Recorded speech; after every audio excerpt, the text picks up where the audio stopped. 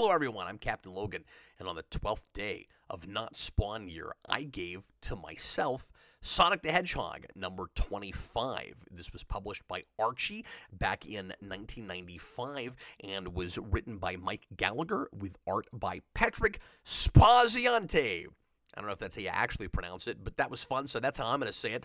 Spaziante. I am really excited to talk about this one. I actually purchased this just today, which is unprecedented until now for this series. So far, everything I've talked about, I've gotten out of long boxes, comics that I had already, and I was planning to do some of this year, maybe buy out some comic lots and shoot extra videos and pull out something on camera that I would then review later for this series. But this was a thing that I could not pass up because it has the first appearance of a character. It's a key issue, folks. It has the first appearance of a character that I've always really liked the design for. I am sometimes a sucker for robotic, mechanical versions of heroes I like. So I've always really liked Metalhead from Ninja Turtles, and I've always really liked Metal Sonic. I hesitate saying metal because when I was growing up, he was called Mecha Sonic. Now I'm just thinking of Mecha Sonic Teenage Warhead. Somebody needs to make that a thing. That just came to me. I've been corrected a lot over the last few years whenever I'll say Mecha Sonic that this design is not Mecha Sonic, it's Metal Sonic. There's a difference. There's a distinction that the fandom makes, and I guess that Sonic lore at large makes now.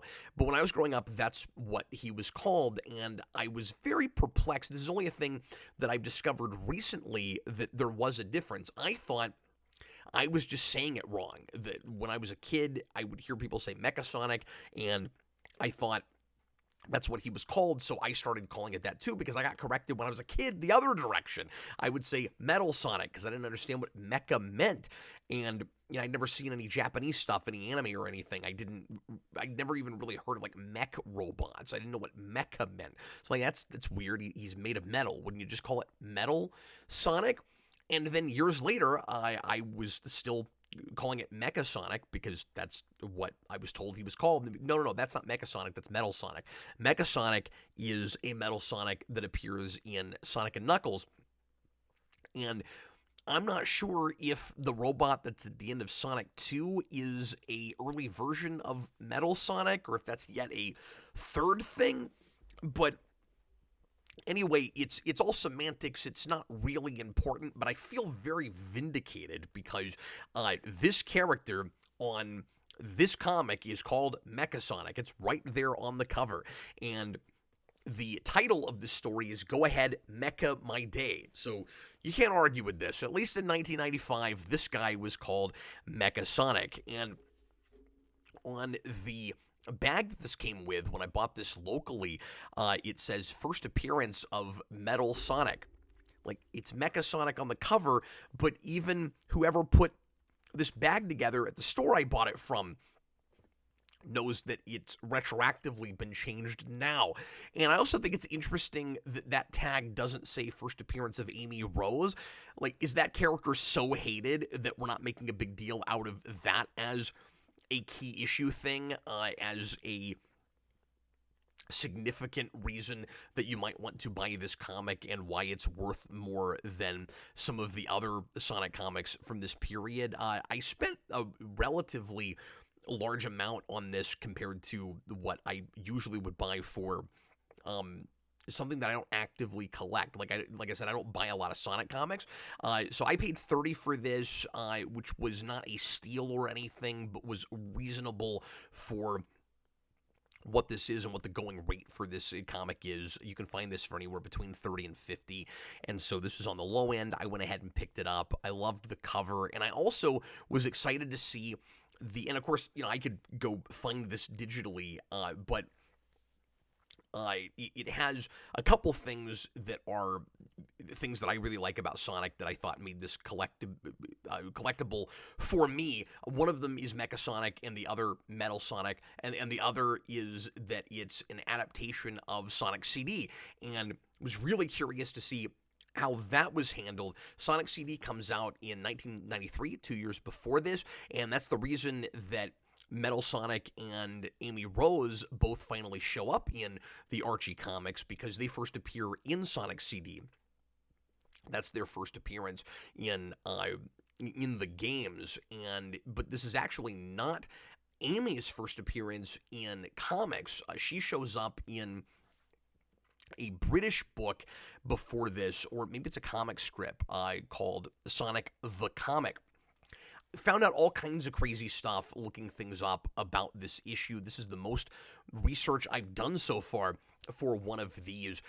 There's so much lore and so many characters and so much information about Sonic. It overwhelms me every time I look into this stuff. Like, I think of myself as a big Sonic fan. I have the Sonic and Knuckles tattoo. Like, I love the Genesis games that much, but I haven't done a deep dive in the comics, and there's a lot of later Sonic games that I don't know very well because I don't care for the 3D stuff as much, and I'm very particular about my Sonic, certainly, but the Sonic fan base is ravenous, man. Like, they're in a Star Trek or Star Wars sort of category with their knowledge base and how passionate they are about the character in the franchise. Like, they know everything. This is one of those franchises where whenever I think, yeah, I'm a huge fan of this, I'm a mega fan of Sonic. No, I'm not. Not compared to some of the folks that are writing wikis and stuff about it. And so I'm looking up information about this and going, wow, I've got to have 9 tabs open in my browser to remind myself of stuff to bring up about this, because there's just so much information. It's absolutely wild. So anyway, like I said, this is an adaptation of Sonic CD, and not a deep story or anything. If this was the backstory that was given to you in the manual, it would still feel like just a cookie-cutter excuse for a video game. That's the point of these things. They are not shy about that. It's just a fun diversion for kids, but clever enough that there's something here for me and for adults as well. Really enjoyed a lot of the banter and references and things here, and I'll bring up some of my favorite jokes as we go along. But a real simple Saturday morning cartoon kind of plot. Once again, for the millionth time, or I guess 25th time for the comics, Dr. Robotnik is trying to lure Sonic into a trap. And he does that this time by kidnapping Amy Rose, who Sonic is not familiar with yet. She's not important yet. And in this case, she's, I think, younger than she'll be later on. It's kind of the same thing that we had yesterday with the fake Dark Claw cartoon show versus the comic book, where one of the versions of Sparrow was a lot younger than the other one. And I guess now that I'm thinking about it, this is 3 all ages or kind of comedy farcical comics in a row, which I did not do on purpose, and we'll get to something relatively more serious tomorrow, I am sure. But I guess we can call this the all ages trilogy. Maybe I shouldn't say all ages with Tick 100, but the, I don't know, comedy, superhero parody trilogy for not Spawn Year. So anyway, Amy Rose hilariously writes Sonic a letter because she is his self-proclaimed biggest fan. And there's a lot of fourth wall breaking in this book. I don't know if the cartoon show did that, because I haven't watched a lot of that, and I haven't watched it in a very long time. The more comedic one, I'm going to assume that the somewhat more serious one that the comics are initially, I think, loosely based on, like Sally Acorn, comes from there in the first place. I assume they don't do that kind of stuff, but maybe they do. I'm sure somebody will tell me in the I'm sure some ravenous Sonic fan will tell me in the comments. But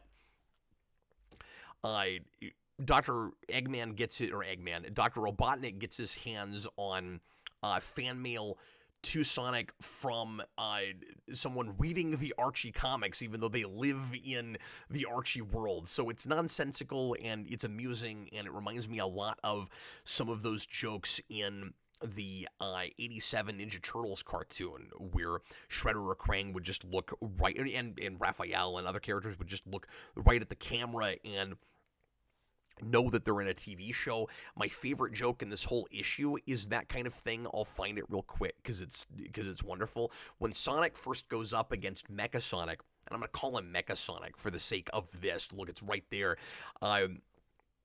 This is in parts, I guess, in case a kid doesn't have an attention span enough to read the whole thing in one sitting. But that's maybe not fair, because I should also say that this is done very much in the spirit of early Marvel comics. There's even a couple of kind of tongue-in-cheek references to the way Stan Lee would write and label things. And one of the ways it does that is in sparsing its story into several parts, which early Marvel would do. A lot of the first few issues of Spider-Man did that, and I don't know if that's intentional, but it reads that way to me. So go ahead, Mecha My Day Part 3, and over to the side, we have the Sonic the Hedgehog logo, and then it says Sonic the Hedgehog stands no chance against the all-new, all-different. And that's actually one of those references, all new, all different. That's Marvel. Mecha Sonic, trademark. And then Sonic says, it's like he knows that text box is there. I hope you're hungry, because I'm going to make you swallow both of those logos. That's wonderful. I love that. That's hysterical. So, Dr. Robotnik has come up with new zones, and he's going to send Sonic to them. He's got a new portal device, and he's got a scary zone that he's going to send Sonic to, and because he's kidnapped Amy Rose, he can lure him there and then sick his new robot on Sonic, Mecha Sonic. And a lot of this issue is Sonic running on Stardust Speedway, trying to outrun Mecha Sonic, and this gave me PTSD. Some of you guys have seen me do this on the channel for like a straight hour. I had such a difficult time beating this portion of Sonic CD, and I love how much of that, I wish there was a little bit more, honestly, but I love how much of that game is full-on adapted here. It would have been nice to somehow include the time travel gimmick. I was a little surprised, honestly, that that's not here, the past future thing. There's at least one place where there's a sign that Sonic runs past, like he does at the end of the levels in that, but there's never and I guess he does that in all the games, but they look like specifically the Sonic CD ones, but he never runs past a thing that says past or future and has to look at a different version of the level that he's in. And maybe it's just not enough pages to find a way to incorporate that as a plot device or a gimmick, but I kind of missed it. But anyway, everything about the boss battle in Stardust Speedway is here, and it's how Sonic ultimately beats Mecha Sonic and beats Eggman here. I think it's just spectacular. By the way, this is a double-page spread, which apparently I have this set up wrong. So pardon me, you're not able to see all of it here. But I'll kind of zoom in a little bit and show you some things in this spread. You've got a sign that's advertising the Sega Saturn, which comes out also in 1995, and right next to that sign is Akira from Virtua Fighter, and Virtua Fighter was a launch title for the Saturn. I'm a big Saturn fan. I say that. I've never had enough games for that system, but I love that system. I love the hardware, and I have a few games that I played over and over again on that system. It's very expensive. It's very difficult to collect for now. But Virtua Fighter was a launch title, and it was a not very good port of that game. There was a better one that was Virtua Fighter Remix that came out later, and then Virtua Fighter 2 is a wonderful port, almost arcade perfect for the Sega Saturn. I digress. Really odd that Akira here has a red headband. I don't think I've ever seen him with that. That looks like maybe a mistake. But anyway, I was stoked to see that reference, and it's interesting that that sign says coming soon because that system came out in May, and I think this comic comes out after that. I think this is labeled August. So they would have come out right around the same time. So that's already out when this issue comes out. So somebody's wires seem to have been crossed there. But anyway, Sonic beats Mecha Sonic by using the special move that is added in Sega CD and or Sonic CD, and I don't know that any other game ever used it, but that's the Super Peel Out. I had to look it up because I couldn't remember what that was called. When I was doing my playthrough for that, I never beat that game on camera. I spent forever trying to beat Mecha Sonic, could not figure it out, and I played it for like half an hour before I even realized the Super Peel Out existed. Somebody in the comments told me about it. I had to look it up. I had to figure out how to do it. You press up on your controller and spin, and then you're able to just dart forward. Or I guess you jump, whatever button you're using. And you're able to just shoot forward without spinning first. And that's incorporated into this, which is cool, as is the wall that comes down at the end of that boss battle, and that's ultimately how Sonic beats Mecha Sonic in this, which is really great. There's references to a couple other zones, which is cool. I like the fan art portion of this comic. This was treated as kind of a big event, and they had a lot of fun with it. Instead of art from fans of the book, they've got art from people working on the book. So not just the main artist, like people that probably don't even do a lot of drawing. So that was fun, and a lot of them kind of read like little one-panel comic strips. I want to talk for a second about how Amy Rose is utilized in this. She is 8 years old, and I don't know how old Sonic or Tails or anybody else in this is supposed to be, but she's like I said earlier, she's obsessed with Sonic. She's a fangirl, and I don't want to say that it does a full-blown love triangle, because obviously that would be weird, but Amy's original creation was apparently, like I said, I did a little bit of a reading, was apparently to be kind of the Minnie Mouse to Sonic's Mickey, but they turned things on its head because they didn't want to just straight up rip that off and be too stereotypical with it. So Amy is obsessed with Sonic, but Sonic is always spurning her affections. So here, he is really into Sally Acorn. And I've not read enough of this to know how Sally feels about him here, but it kind of reads like he's enamored with her, but not really pursuing it, not really doing anything. He's not proactive. And meanwhile, Amy is wishing that she and Sonic could be an item, but Sonic, and I don't mean here, but just generally, the idea is she's interested in Sonic, but Sonic doesn't pay any attention to her.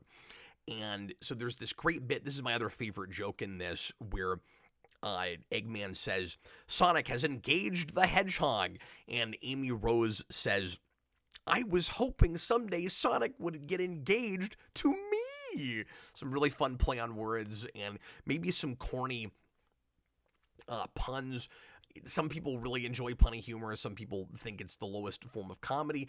When it knows that and it's tongue-in-cheek about it, I can't help but enjoy it.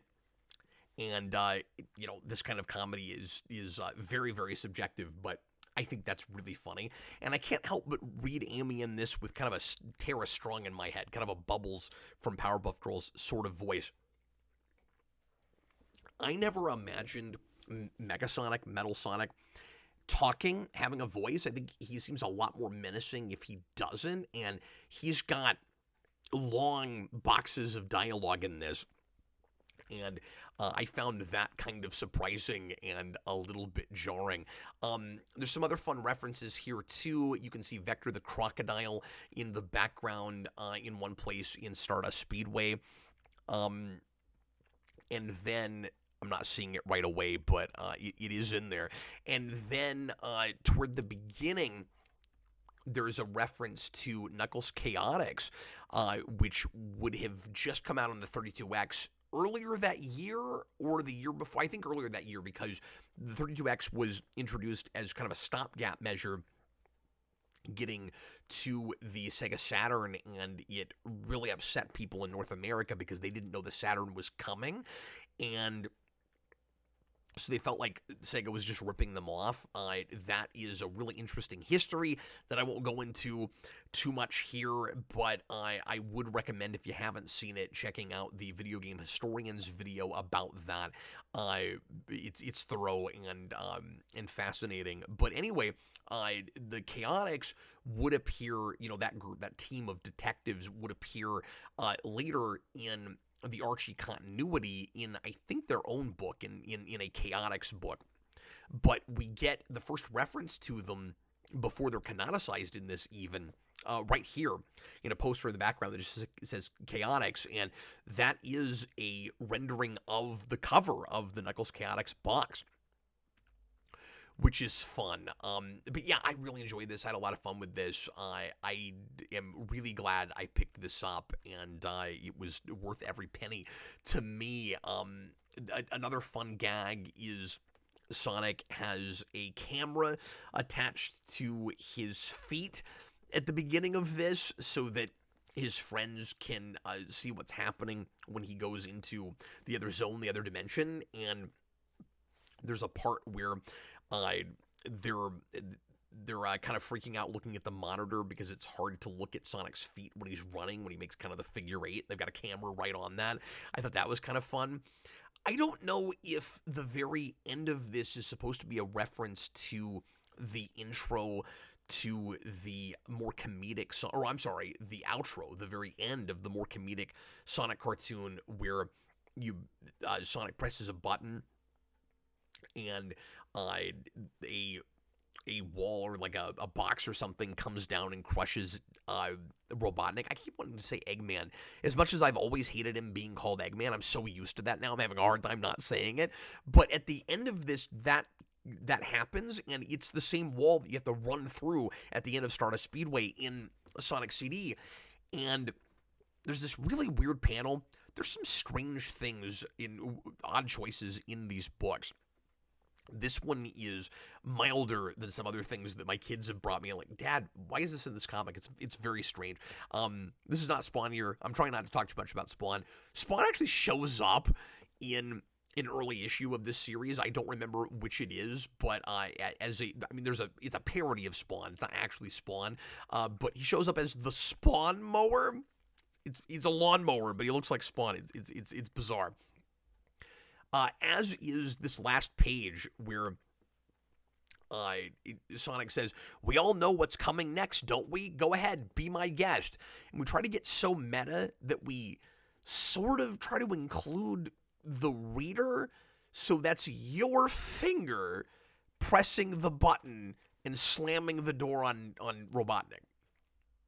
Okay, that's weird. What I would have done if I wanted to try to make this feel like a more interactive experience in a comic book is I would have had instructions that say you push the button, like here's a button, and you take your finger in, you push it, and then maybe it's a page turn. You press the button and then you turn the page and it slams on Robotnik, but no, that's your finger. I don't want to get I don't know if political is the right word or anything, but I don't want to take this too seriously or anything, but like not everybody's finger looks like that, right? I don't know. It's kind of an odd thing. Like it's only Caucasian people with Caucasian fingers that are going to push that. But no, okay, I don't know. That's weird. But yeah, I had a ton of fun. And also, he says, "I hate that hedgehog," which is what he yells at the end of that show. So that's got to be a reference to that, right? Anyway, this is a ton of fun, and I'm glad that I own it now. This is a neat key issue for my collection. Everybody, thanks a lot for watching. I hope you enjoyed my ramblings for yet another daily episode of Not Spawn Gear, the comic review video day calendar. I'll be back with you again tomorrow for another one. Tomorrow, we're gonna do a Patreon selected run. So the patrons don't know which issue I'm picking yet, but they got to choose between 4 different series, and you'll find out tomorrow which that is. So once again, thanks a lot for watching, and happy reading, everybody. Gotta go fast. Whoa!